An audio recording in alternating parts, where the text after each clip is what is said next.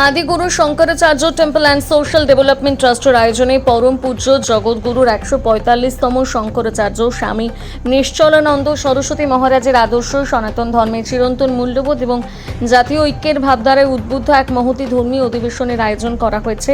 এই অধিবেশনে দেশ বরেণ্য সাধু সন্ন্যাসী ধর্মাচার্য শিক্ষাবিদ সমাজসেবী চিন্তাবিদ এবং বিভিন্ন ক্ষেত্রের বিশিষ্ট ব্যক্তিবর্গের উপস্থিতিতে সনাতন ধর্ম, সনাতন সাংস্কৃতিক ঐতিহ্য, সামাজিক সম্প্রীতি ও জাতীয়তাবোধের পুনর্জাগরণের বিষয়ে আলোচনা অনুষ্ঠিত হয় শনিবার হাওড়া শরৎ সদনে।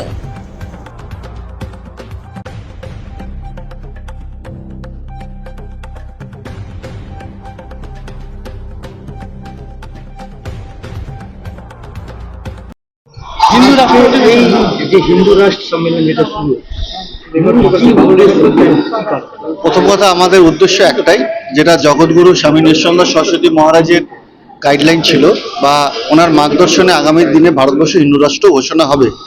হিন্দু রাষ্ট্র ঘোষণা কেন হবে? তার কারণ একটা, হিন্দু রাষ্ট্র ভারতবর্ষ ছিল, সেটা কালের নিয়মে বা রাজনৈতিক প্রেক্ষাপটে সেটা পরবর্তীকালে সেকুলার কান্ট্রি হিসেবে ঘোষণা।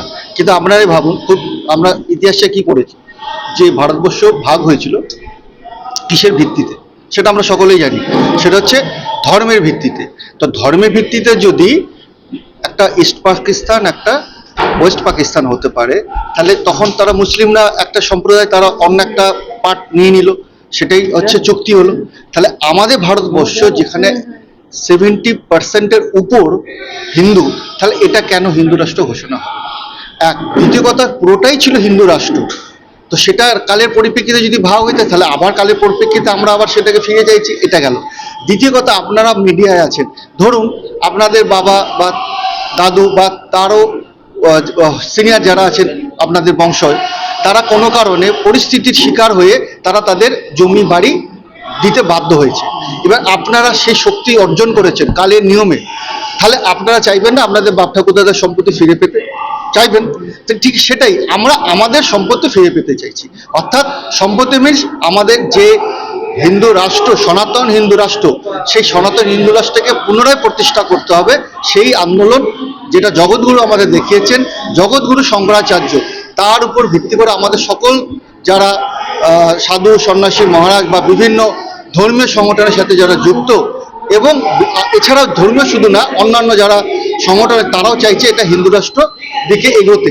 এখন আমরা সেই দিকে এগোচ্ছি, ব্যাস এটাই। তাই কারণ হিন্দু রাষ্ট্র, হিন্দু রাষ্ট্রের পাশাপাশি যেটা আপনি বলছেন অখণ্ড ভারত যেটা ছিল, এটা কি এই ব্যক্তিতে এই সময়তে কি করা সম্ভব? দেখুন, সম্ভব বলে তাহলে 200 বছর যখন হচ্ছে ব্রিটিশরা হচ্ছে ভারতবর্ষকে হচ্ছে দখল করেছিল, তা যারা 200 বছর আগে ছিল তারা ভেবেছিল 200 বছর পর আজাদি পাবে।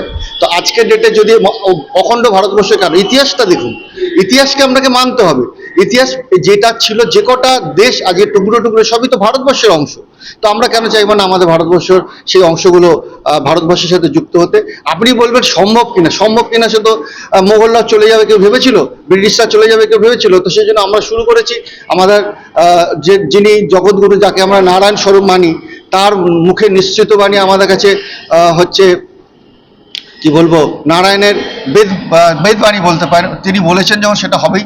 এবং ওনার মার্গদর্শনে, ওনার যে রোডম্যাপ, ওনার যা গাইডলাইন, সেটাতে আমরা ফলো করছি এবং আশাকেও রাখি যে হবে, অবশ্যই হবে। হিন্দু রাষ্ট্র এখনো করা হয়নি ঘোষণা, সেই ক্ষেত্রে কি মানুষ যারা এখানে হিন্দুরা রয়েছেন, তারা কি কোনো জায়গায় মানে আত্মবোধ করছেন, মানে সুরক্ষার দৃষ্টিতে? সুরক্ষা, প্রথম কথা আপনার যে কোশ্চেনটা, সেটা এক কথাই বলি, এখানে অন্য কোনো সম্প্রদায় কে মেরে তাড়িয়ে দেওয়া বা তাদেরকে নির্যাতন করা কোনো দিনই হবে না। বরং হিন্দু রাষ্ট্র ঘোষণার পর হিন্দুদের দায়িত্ব বাড়বে তাদেরকে ভালো রাখা, কারণ তাদেরও সৃষ্টি সনাতন ধর্ম থেকে। আচ্ছা, এটা কি আমাদের একটা দাবি যে হিন্দু রাষ্ট্র করতে হবে? দাবি, অধিকার, দাবি না, আমাদের অধিকার আমাদের ফিরিয়ে দিতে হবে। কার কাছে অধিকার? এখন দেখুন, যেহেতু ভারতবর্ষ হচ্ছে আমাদের গণতান্ত্রিক দেশ, রাজ্যসভা, লোকসভা, বিধানসভা আছে, একটা বডি আছে, তাদের কাছে আমাদের অ্যাপিল করতে হবে, কারণ তারাই এটা পারবে।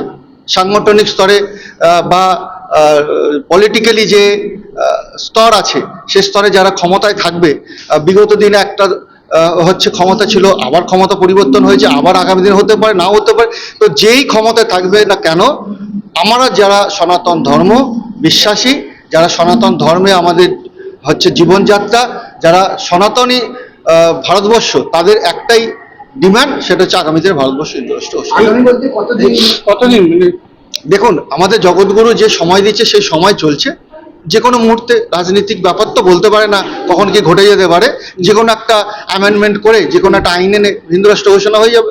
এখন যেই পরিমাণে এই হিন্দু রাষ্ট্র অধিবেশনটা হচ্ছে, এর থেকে কি আরো বৃহত্তম আজকে বলতে পারেন এটা আমাদের অ্যাসিড টেস্ট। তো আগামী দিনে তাহলে আমরা বড় মাপেরই করতে যাব। আপনাদের সাহায্য দরকার, কারণ আমরা যা একটুকু অনুষ্ঠান করি না কেন, আপনারা যদি সাহায্য না করে মানুষ জানবে কি করে, ঘরে ঘরে বিষয়টা পৌঁছাবে কি করে। তো আপনাদের সাহায্য মারাত্মকভাবে খুব প্রয়োজন। আপনারা সাহায্য করবেন, আশা করি আপনারাও চাইবেন ভারতবর্ষ আগামী দিনে হিন্দু রাষ্ট্র ঘোষণা।